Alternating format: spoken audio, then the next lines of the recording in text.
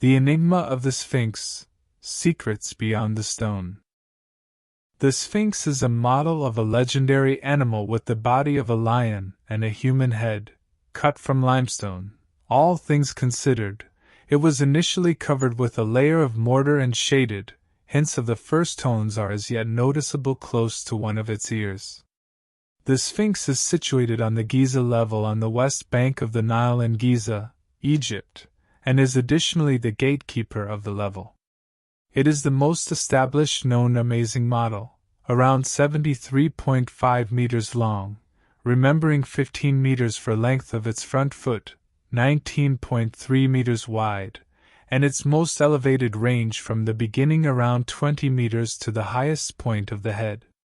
It is accepted that the old Egyptians fabricated it during the rule of Lord Khafre, 2558 BC.M, 2532 BC.M, the manufacturer of the center pyramid in Giza. The top of the Sphinx. It is accepted that the Sphinx was uncovered prior to Lord Khafre contemplated cutting it as a sculpture, and this sculpture looks towards the east, so the first sides were changed somewhat recently to compare to the perspective of the Sphinx. Development. The Sphinx is a figure cut from one of the stones of the Giza level, which likewise filled in as a quarry for the Giza pyramids and different landmarks of the district. The limestone nemolite of the area comprises of layers with various protection from wind disintegration, which makes sense of the lopsided crumbling clear in the body of the Sphinx. The lower some portion of the body, including the legs, is made of hard rock. The remainder of the creature's body up to neck comprises of gentler layers have gone through critical crumbling. The layer where the head is etched is a lot harder. It is realized that there were various, stopped up, segments inside and under the body of the incomparable Sphinx. Doubtlessly they were unearthed by treasure trackers and grave looters before 1925, and there was an enormous hole like the one at the highest point of the Sphinx head. It is accepted that it might have been a connection point for a crown or a cut hood added during the time of the new Egyptian state. Beginning and personality. Sites, objects, Egypt. Giza, selected photos. Assessment 06, the Sphinx and the Pyramid. Undated document of the Brooklyn Gallery. The Sphinx is one of the biggest and most established on the planet, yet a few essential realities about it, for example, the date of its development, who did it and for what intention, are as yet being discussed. A similar name.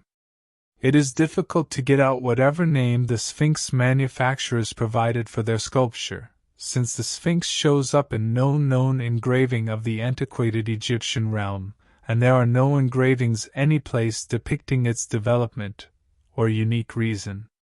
In the cutting-edge Egyptian realm, the Sphinx is venerated as the sun-based god Horimake, Arabic, Horus not too far off, Coptic, Hellenic, Harmachis. His name is referenced in two Yemeni engravings in the Musnad script from the primary century BC.AD, or I proclaim, stomach muscle turn off, MIP4 and stomach muscle at MIP 523. It was given the usually utilized name, Sphinx, in traditional relic, around 2,000 years after the by and large acknowledged date of its development, and the name Sphinx is a reference to the Sphinx of the Greek legendary monster with a human head, a bird of prey, a feline or a sheep and the body of a lion with hawk wings.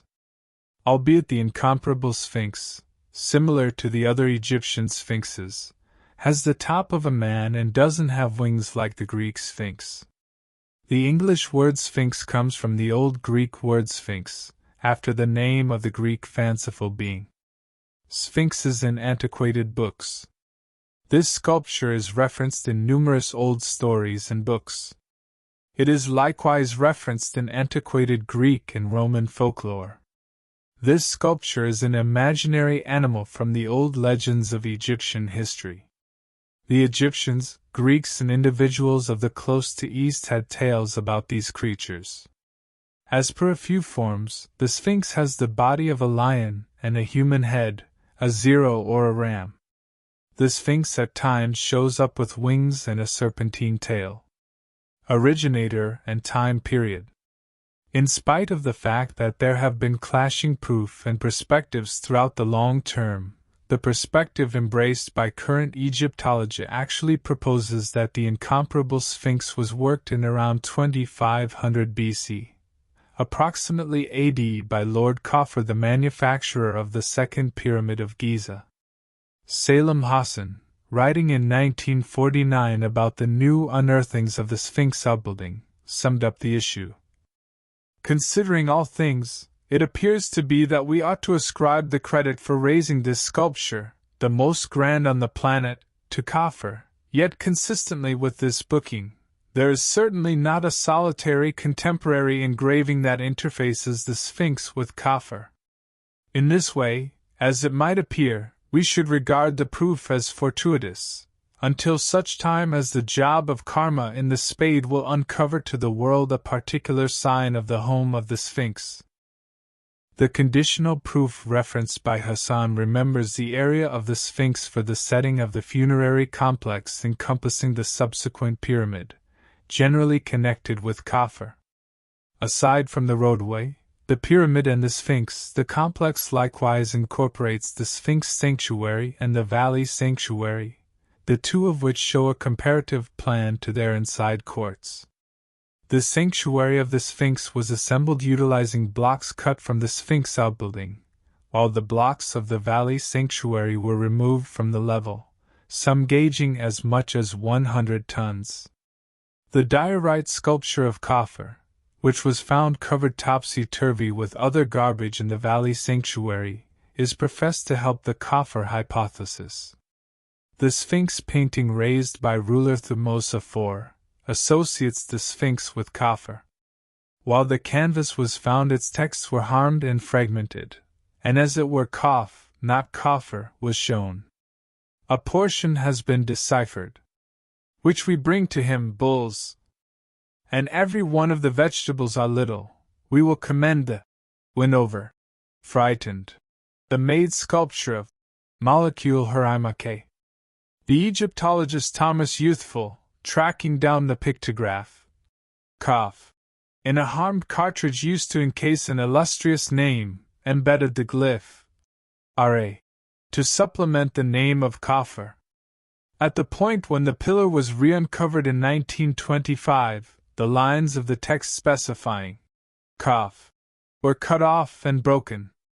The speculations set forward by scholarly Egyptologists in regards to the developer of the Sphinx and the date of its development are not all around acknowledged, and many individuals have proposed elective theories about both the originator and the date. Early Egyptologists. A few early Egyptologists and scientists of the Giza pyramid complex accept that the Sphinx and related sanctuaries originate before the standard of the fourth Egyptian line of Khufu, Khafre, and Menkaure. Flinders Petrie wrote in 1883 with respect to the condition of assessment in regards to the age of the adjoining sanctuaries, and subsequently the Sphinx. It is emphatically stated that the historical backdrop of the rock sanctuary Valley sanctuary was more seasoned than the fourth line, to such an extent that it might appear to be imprudent to talk about this point. Yet, ongoing disclosures, anyway, unequivocally showed that it was not exactly worked before the rule of Khafre in the Four tradition. French paleontologist Auguste Mariette, situated, extreme left, and Sovereign Pedro II of Brazil, situated, extreme right, with others in the forefront. Sphinx, 1871. In 1857, Auguste Mariette, the pioneer behind the Egyptian Exhibition Hall in Cairo, found the measurement plate, assessed to be from the 26th line, around 664 BC.A.D. 525 BC.M. Albeit a portion of the spaces on the board are viewed as a decent aid. which tells how Cheops got to the Sphinx, currently covered in the sand. Albeit a portion of the spaces on the composition are viewed as great proof, this entry was generally excused as a deliberate pseudo-verifiable change, made by nearby ministers as an endeavor to give old history to the contemporary sanctuary of Isis. Such activities became well known when strict establishments like sanctuaries, places of worship and ministers' quarters were battling for political consideration, monetary and financial gifts. Gaston Maspero, a French Egyptologist and the second head of the Egyptian Exhibition Hall in Cairo, led an overview of the Sphinx in 1886. He reasoned that since the Sphinx painting showed the cartouches of Khafre in line 13, he was answerable for the removal, and accordingly the Sphinx probably went before Khafre and his ancestors, maybe the fourth Egyptian tradition. The English Egyptologist Wallace Move, on the way that the Sphinx went before the rule of Khafre, wrote in The Lords of the Egyptians, 1914.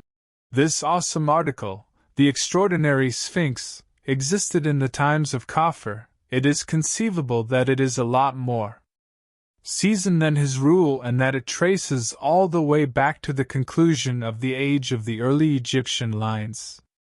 Maspero accepts that the Sphinx is the most seasoned landmark in Egypt. Rainer Stadelmann, previous overseer of the German Archaeological Organization in Cairo, analyzed the trademark iconography of the Nemes, hood, and the now discrete facial hair of the Sphinx, and presumed that the style is more demonstrative of Lord Khufu, 2589 BC.A.D. 2566 BC.M, the manufacturer of the incomparable pyramid and the dad of Khafre. He upholds this by recommending that the Khafre span was work to relate to a previous design, which, as per its area, must be the Sphinx. Colin Peruser, an English geologist who freely led a new review of the arrangement, concurs that different quarries on the site have been dug around the scaffold. Since it is realized that Cheops utilized these quarries, reader reason that the street, and the sanctuaries situated at its finishes, should originate before Cheops, which stirs up misgivings about the sequence of antiquated Egypt. Straightforward Domingo, a NYPD legal researcher and scientific clinical anthropologist, utilized itemized estimations of the Sphinx, a criminological sketch, and PC illustrations to find the face painted on the Sphinx isn't a similar face portrayed on a sculpture credited to Khafre.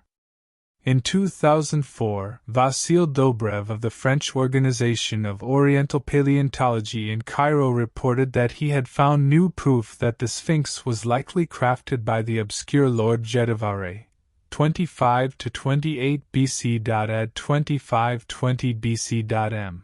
stepbrother of Khafre and child of Khufu. Dobrev proposes that Jedavare fabricated a sphinx in the picture of his dad Cheops, recognizing him with the sun god Ra to re-establish regard for the fourth tradition.